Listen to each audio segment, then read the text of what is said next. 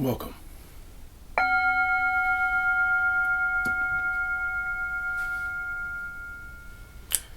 Welcome to Touching the Edge. Thank you for joining. My name is Drake. Thank you so much for being part of this new series on emotional mastery and really enjoying it. I mean, to me, emotional mastery is not some sort of dry, difficult challenge. It's something that's juicy, it's flavorful, it's about enjoying our lives more. So emotional mastery is about us really having the space to really become more fully who we really truly are.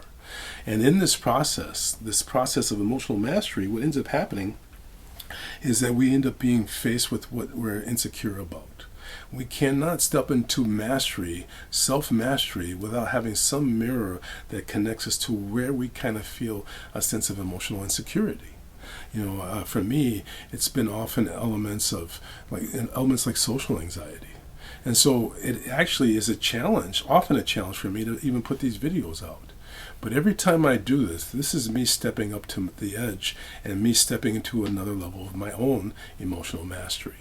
So when we don't allow the edge to limit us, and I'm not talking about forcing ourselves past our edge, but just touching the edge, gradually what ends up happening when we touch the edge, we find that we have an expansion, and this creates a greater level of self-confidence. And that self-confidence is exactly what we need to take a step into the unknown. And that's really what it's all about to me. Recognizing that our fear is often fear of the unknown, and so we create elements through imagination that make the unknown seem sinister. What I want to suggest is that if we have a different relationship, if we have a sense of trust, a trust with the world and with the universe, the unknown becomes a revelation. So we're balancing the inner and the outer world.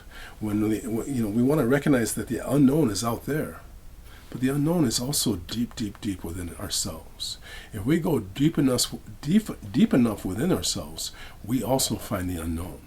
But if we connect with powerful elements of grounding, we can have the unknown and relax into its presence.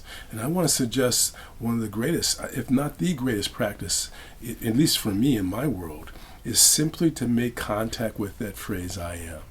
I am is like the finger pointing at the moon. It's not the point. The finger pointing at the moon is not the point, but it indicates what it's really about. I am is the finger pointing to our own presence.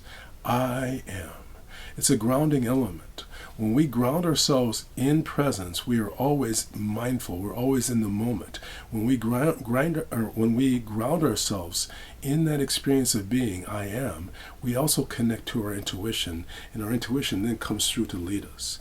Because that's what I am really is. It's stepping back and listening deeply, and then finding that process that we're meant to lean into. So be aware of this powerful practice throughout your day. Occasionally say the phrase I am in every situation. I am.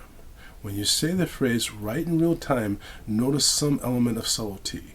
When you can focus on subtlety in the midst of intensity, you have self-mastery. So thank you so much for joining. Give it a try. Let us know about your experience. Let us know about your own deepening emotional mastery. I'm going to ring the bell. I'm going to ask you to listen carefully. Here we go.